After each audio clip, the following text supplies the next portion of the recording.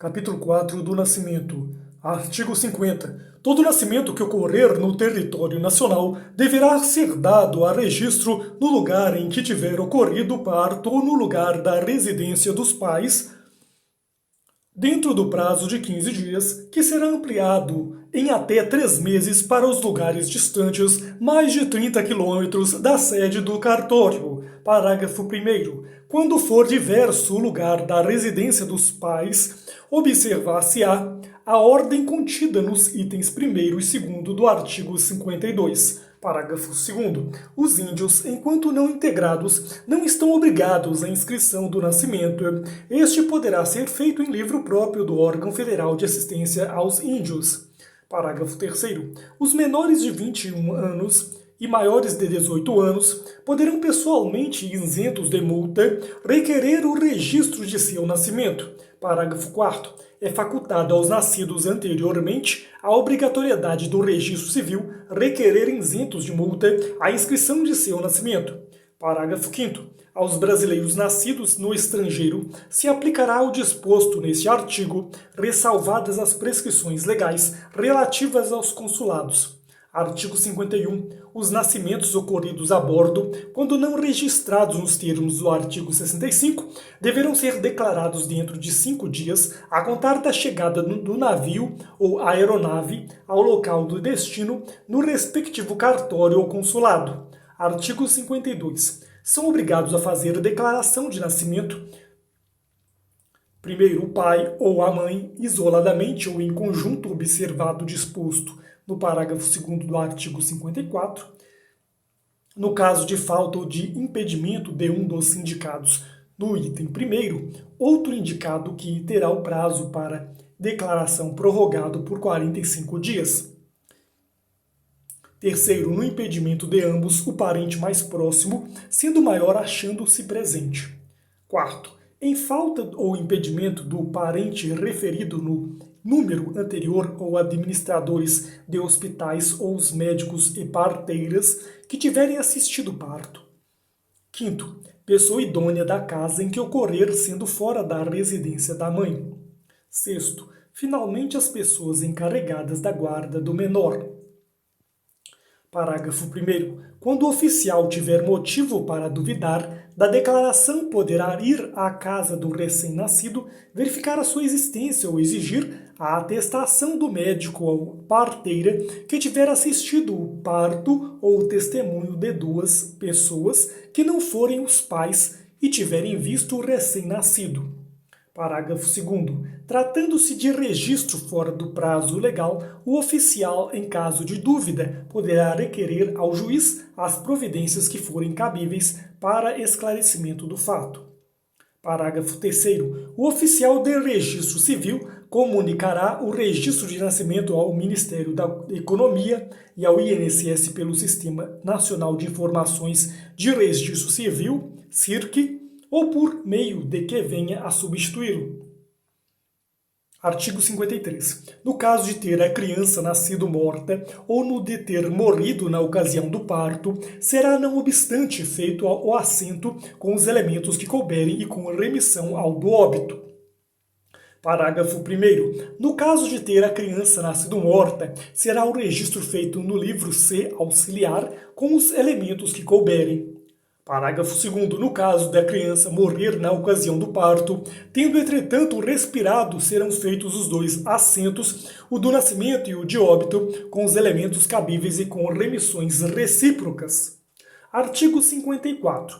O assento do nascimento deverá conter, parágrafo 1º, o dia, mês, ano e lugar do nascimento e a hora certa, sendo possível determiná-la ou aproximada. Item 2º, o sexto do registrando. Item 3º, o fato de ser gênero quando assim tiver acontecido. Item 4º, o nome e o prenome que forem postos à criança. Item 5º, a declaração de que nasceu morta ou morreu no ato ou logo depois do parto. Item 6º, a ordem de filiação de outros irmãos do mesmo prenome que existirem ou tiverem existido. Item 7º. Os nomes e prenomes, a naturalidade, a profissão dos pais, o lugar e cartório onde se casaram, a idade da genitora, do registrando em anos completos, na ocasião do parto e o domicílio ou a residência do casal. Item 8º. Os nomes e prenomes dos avós paternos e maternos. Item 9º. Os nomes e prenomes, a profissão e a residência de duas testemunhas do assento, quando se tratar de parto ocorrido sem assistência médica em residência ou fora da unidade hospitalar ou casa de saúde. Item 10. O número de identificação da declaração do nascido vivo, com controle do dígito verificador, exceto na hipótese de registro tardio, previsto no artigo 46 desta lei. E, item 11. A naturalidade do registrando. Parágrafo 1º. Não constitui motivo para recusa, devolução ou solicitação de retificação da declaração de nascido vivo por parte do registrador civil das pessoas naturais. Inciso 1. Equívocos ou divergências que não comprometam a identificação da mãe. Inciso 2. Omissão do nome do recém-nascido ou do nome do pai. Inciso 3. Divergência parcial ou total entre o nome do recém-nascido constante da declaração e o escolhido em manifestação perante o registrador no momento do registro de nascimento, prevalecendo este último. Inciso 4. Divergência parcial ou total entre o nome do pai constante da declaração e o verificado pelo registrador nos termos da legislação civil, prevalecendo este último. Inciso 5. Demais equívocos, omissões ou divergências que não comprometam informações relevantes para o registro de nascimento. Parágrafo 2º. O nome do pai constante da declaração de nascido vivo não constitui prova ou presunção da paternidade, somente podendo ser lançado no registro de nascimento quando verificado nos termos da legislação civil vigente. Parágrafo 3º.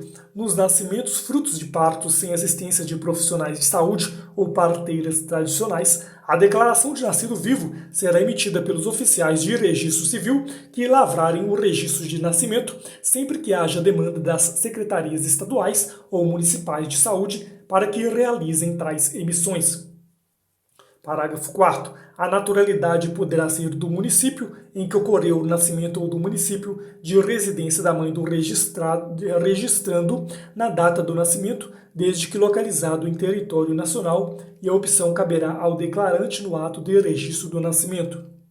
Parágrafo 5º. O oficial de registro civil de pessoas naturais do município poderá, mediante convênio e desde que não prejudique o regular funcionamento da serventia, instalar unidade interligada em estabelecimento público ou privado de saúde para recepção e remessa de dados, lavratura do registro do nascimento e emissão da respectiva certidão.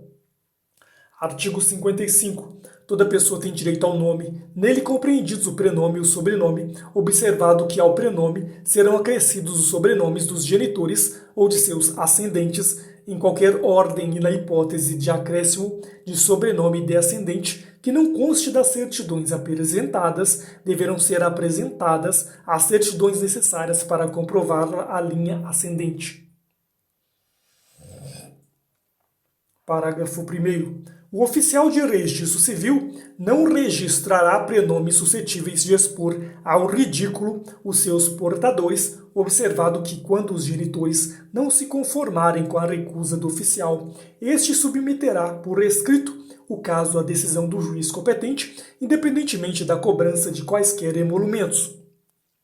Parágrafo 2º. Quando o declarante não indicar o nome completo, o oficial de registro lançará diante do prenome escolhido ao menos um sobrenome de cada um dos genitores, na ordem que julgar mais conveniente, para evitar homonímias. Parágrafo 3º. O oficial de registro orientará os pais acerca da conveniência de acrescer sobrenomes, a fim de se evitar prejuízos à pessoa em razão da homonímia. Parágrafo 4º. Em até 15 dias após o registro, qualquer dos genitores poderá apresentar perante o registro civil, onde foi lavrado o assento de nascimento, oposição fundamentada ao prenome e sobrenomes indicados pelo declarante, observado que, se houver manifestação consensual dos genitores, será realizado o procedimento de retificação administrativa do registro, mas, se não houver consenso, a oposição será encaminhada ao juiz competente para a decisão.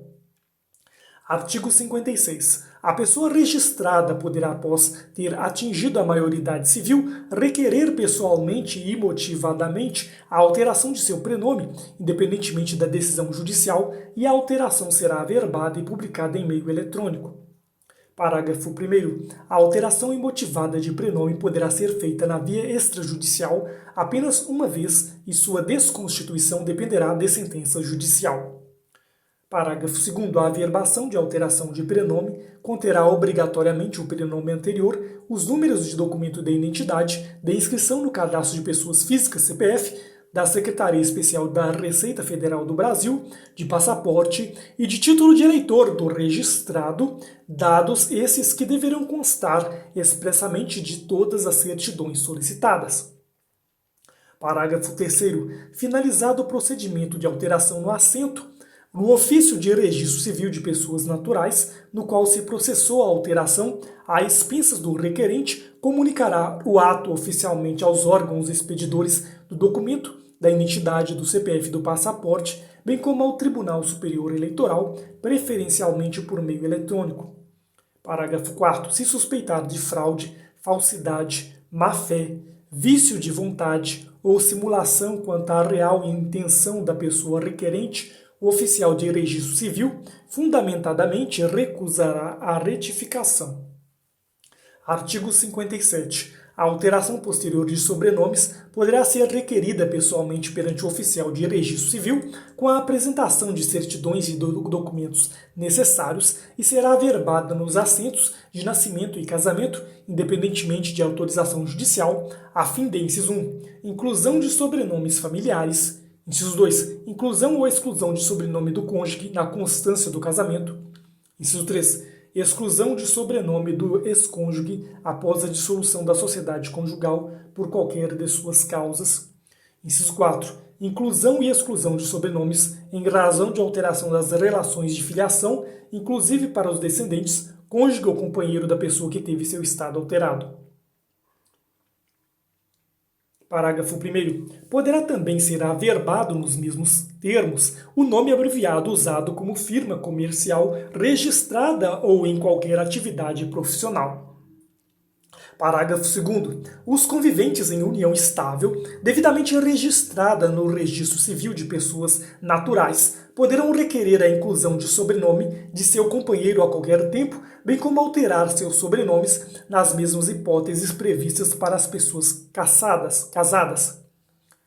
Parágrafo 3º-A. O retorno ao nome de solteiro ou de solteira do companheiro ou da companheira será realizado por meio de averbação da extinção de união estável em seu registro. Parágrafo 7º. Quando a alteração de nome for concedida em razão de fundada coação ou ameaça decorrente de colaboração com a apuração de crime, o juiz competente determinará que haja averbação no registro de origem de menção da existência de sentença concessiva da alteração, sem a averbação do nome alterado, que somente poderá ser procedida mediante determinação posterior, que levará em consideração a cessação da coação ou ameaça que deu causa à alteração.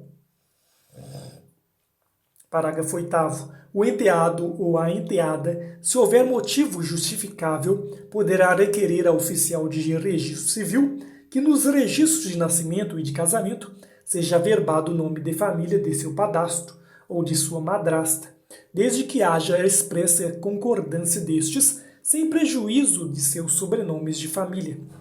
Artigo 58. O prenome será definitivo, admitindo-se, todavia, a sua substituição por apelidos públicos notórios.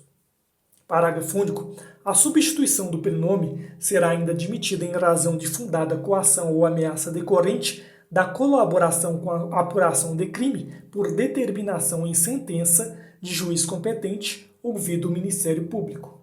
Artigo 59. Quando se tratar de filho ilegítimo, não será declarado o nome do pai, sem que este expressamente o autorize e compareça, por si ou por procurador especial, para reconhecendo-o assinar, ou não sabendo ou não podendo mandar assinar, a seu rogo, o respectivo assento com duas testemunhas. Artigo 60. O registro conterá o nome do pai ou da mãe, ainda que ilegítimos, quando qualquer deles for o declarante. Artigo 61. Tratando-se de exposto, o registro será feito de acordo com as declarações que os estabelecimentos de caridade, as autoridades ou os particulares comunicarem ao oficial competente nos prazos mencionados no artigo 51, a partir do achado ou entrega, sob a pena do artigo 46, apresentando ao oficial, salvo motivo de força maior comprovada, o exposto e os objetos a que se refere o parágrafo único deste artigo.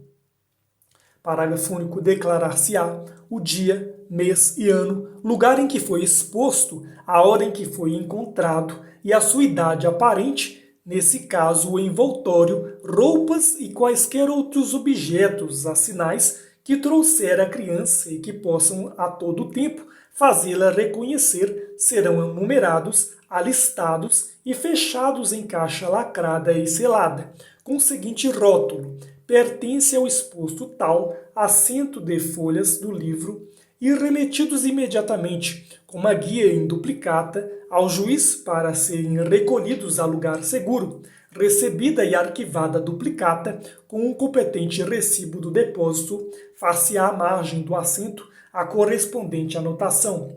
Artigo 62. O registro do nascimento do menor abandonado, sob jurisdição do juízo de menores, poderá fazer-se por iniciativa deste, à vista dos elementos de que dispuser e com observância do que for aplicável, do que preceitua o artigo anterior. Artigo 63. No caso de gêmeos, será declarada no assento especial de cada um a ordem de nascimento. Os gêmeos que tiverem o prenome igual deverão ser inscritos com duplo prenome ou nome completo diverso, de modo que possam distinguir-se.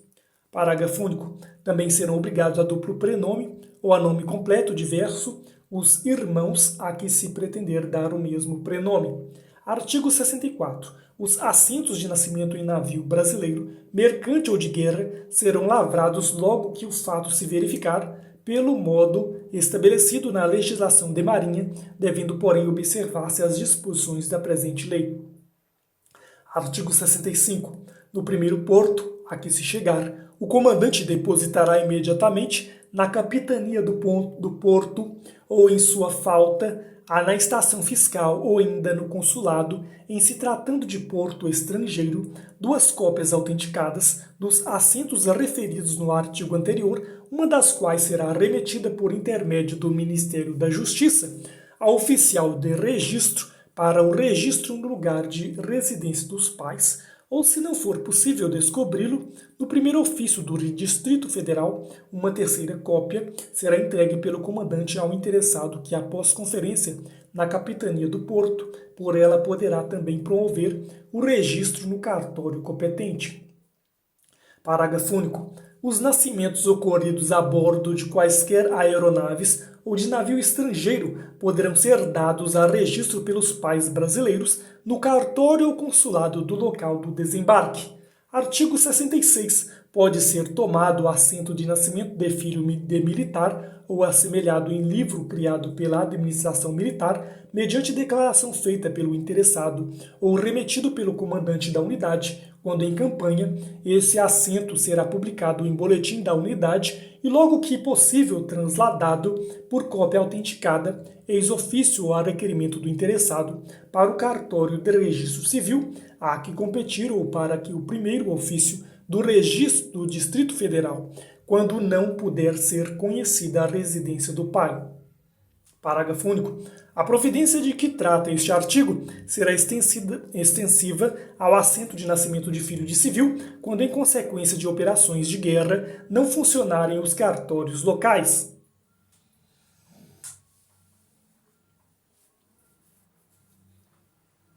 Capítulo 5 da habilitação para o casamento. Artigo 67. Na habilitação para o casamento, os interessados apresentando os documentos exigidos pela lei civil requererão ao oficial do registro do distrito de residência de um dos nubentes que lhes expeça certidão de que se acham habilitados para se casarem. Parágrafo 1º. Se estiver em ordem a documentação, o oficial de registro dará publicidade em meio eletrônico à habilitação e extrairá, no prazo de até 5 dias, o certificado de habilitação, podendo os nubentes contrair matrimônio perante qualquer serventia de registro civil de pessoas naturais de sua livre escolha, observado o prazo da eficácia dos artigos 1532 da Lei nº 10.406, de 10 de janeiro de 2002, Código Civil. Parágrafo 4º. A identificação das partes e a apresentação dos documentos exigidos pela lei civil para fins de habilitação poderão ser realizadas eletronicamente mediante a recepção e comprovação da autoria e da integridade dos documentos. Parágrafo 5º. Se houver impedimento ou arguição de causa suspensiva, o oficial de registro dará ciência do fato aos nubentes para que indiquem em 24 horas prova que pretendam produzir e remeterá os autos a juízo e produzidas as provas pelo oponente e pelos nubentes no prazo de 3 dias, com ciência do Ministério Público e ouvidos os interessados e o órgão do Ministério Público, em 5 dias decidirá o juiz em igual prazo. Parágrafo 6º. Quando a celebração do casamento ocorrer perante o oficial de registro civil de pessoas naturais, diverso daquele da habilitação, deverá ser comunicado ao oficial de registro em que foi realizada a habilitação por meio eletrônico para a devida anotação do procedimento de habilitação. Parágrafo 7º.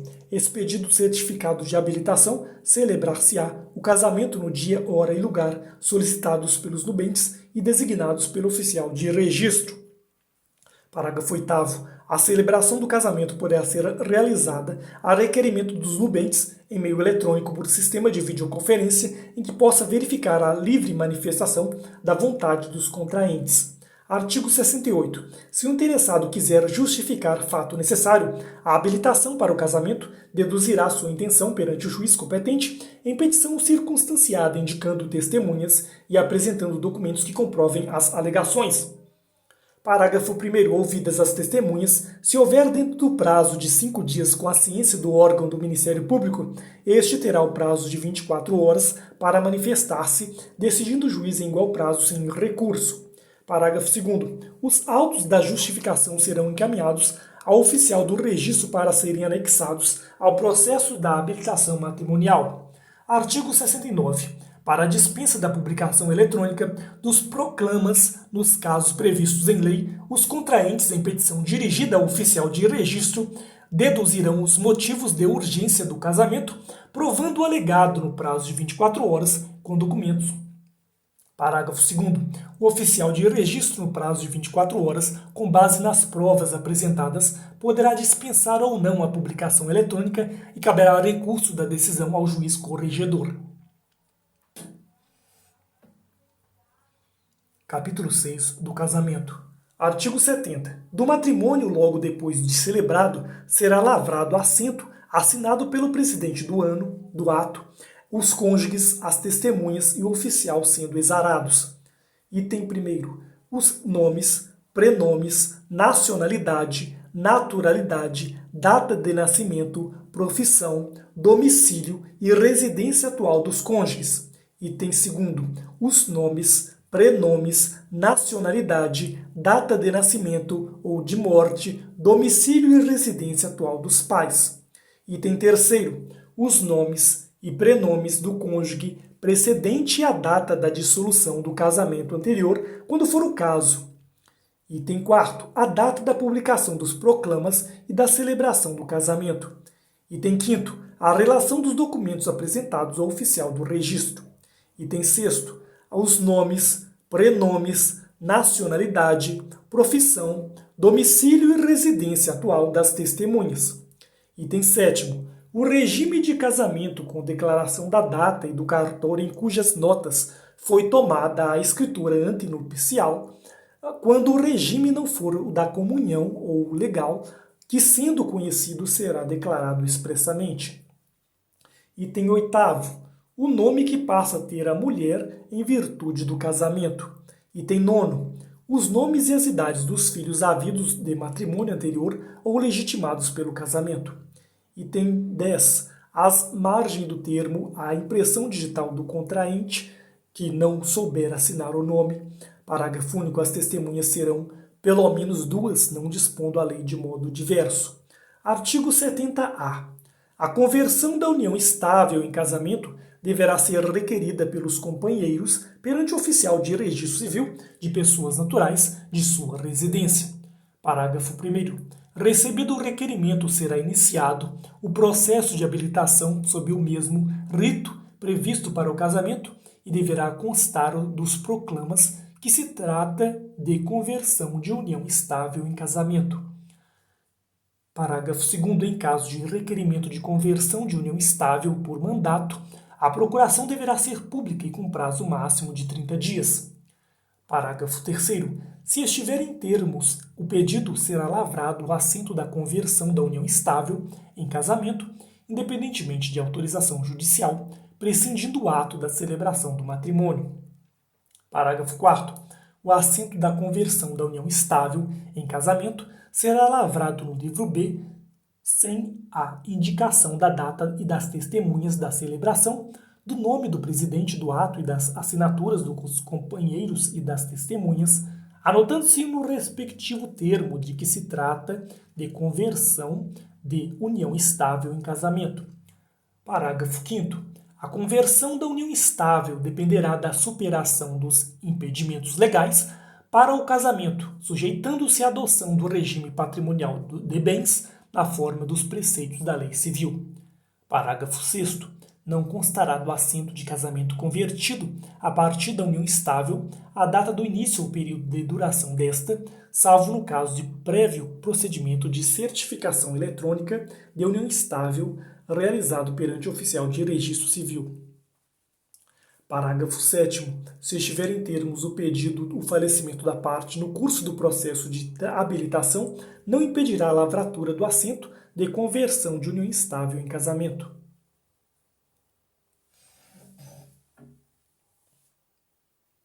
Capítulo 7 do Registro do Casamento Religioso para Efeitos Civis. Artigo 71. Os nubentes habilitados para o casamento poderão pedir ao oficial que lhe forneça a respectiva certidão para se casarem perante a autoridade ou ministro religioso, nela mencionando o prazo legal de validade da habilitação.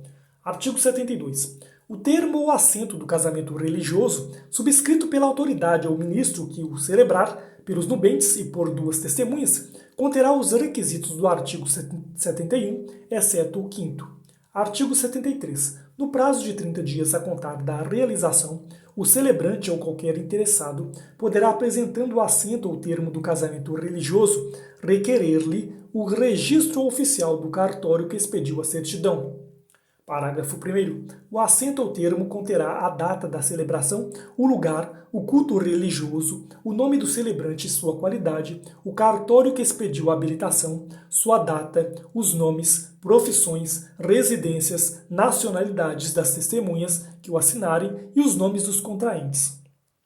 Parágrafo 2º. Anotada a entrada do requerimento, o oficial fará o registro no prazo de 24 horas. Parágrafo 3º. A autoridade ou ministro celebrante arquivará a certidão de habilitação que lhe foi apresentada, devendo nela anotar a data da celebração do casamento. Artigo 74. O casamento religioso, celebrado sem a prévia habilitação perante o oficial de registro público, poderá ser registrado desde que apresentados pelos nubentes com o requerimento do registro, a prova do ato religioso e os documentos exigidos pelo Código Civil, suprindo eles eventual falta de requisitos nos termos da celebração. Parágrafo único. Processada a habilitação, com a publicação dos editais e certificada a inexistência de impedimentos, o oficial fará o registro do casamento religioso, de acordo com a prova do ato e os dados constantes do processo, observado o disposto no artigo 70. Artigo 75. O registro produzirá efeitos jurídicos a contar da celebração do casamento. Parágrafo único. O oficial de registro civil comunicará o registro ao Ministério da Economia e ao INSS pelo Sistema Nacional de Informações de Registro Civil, SIRC, ou por outro meio que venha a substituí-lo.